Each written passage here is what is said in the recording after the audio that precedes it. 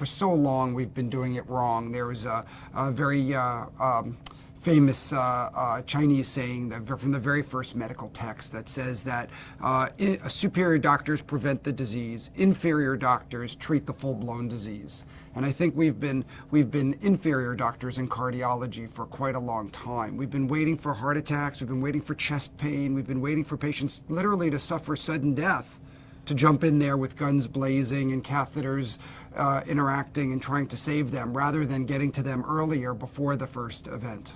I think we're really falling short on our oaths to improve heart disease care. I think even the American Heart Association, which is supposed to be all about prevention, has come out in favor of this test, but kind of muted optimism rather than overt recommendations. And I think that that's also slowed down the process. I think that we have enough evidence now that it's a very important test. The guidelines in the United States call for it. The guidelines in the UK call for calcium scoring. So we're getting there, but we still don't have worldwide acceptance, and we still don't have enough utilization to really match the benefit that could be given by this test. We've been thinking about this 70% blockage. We've been doing treadmill testing, exercise testing to try to identify people, but that only identifies people who have severe blockages. And even that, it misses a third. So take our president, Bill Clinton, our past president. He had 8 treadmill tests in 8 years. He was under theoretically the best of medical care that we can offer in the United States. And 8 years in a row, he had an extensive physical with treadmill testing. And 8 years in a row, he was cleared. He was doing so well that they stopped his cholesterol medicine and told him to just continue his exercise. 2 years later, he undergoes multi-vessel bypass surgery. So clearly a major failure for the wrong reasons. We were looking for symptoms of high-grade blockages instead of assessing how much plaque he has. And it would have been so simple to do a calcium scan. And since that time, since his failure, every president subsequently has undergone a calcium score.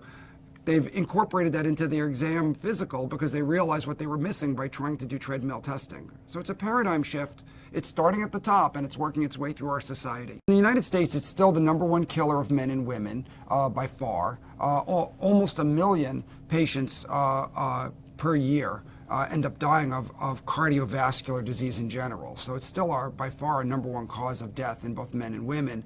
And sudden death is still claiming the lives of over 250,000 people a year. They know the people who didn't know they had a problem, who just dropped dead suddenly. I think we can eliminate probably at least 90% of heart attacks. I think there's very good evidence that these ABCs put together. There was a study in the UK, actually. They looked at this because they've been pushing this concept of a poly pill, of putting together aspirin and blood pressure pills and cholesterol pills into one medicine.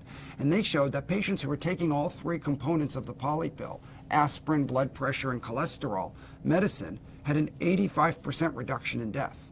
But the bigger picture really is just that the prevention aspect is starting to blossom, and we're understanding that prevention is going to be the answer here. And I think as patients become aware, it's really going to impact us positively.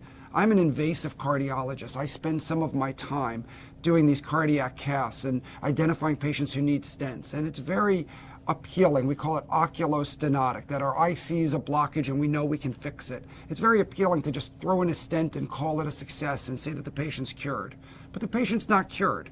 We might relieve their chest pain, but they still have atherosclerosis. The cause of their problem still exists. The reason they got the blockage was because something must be amiss in their body.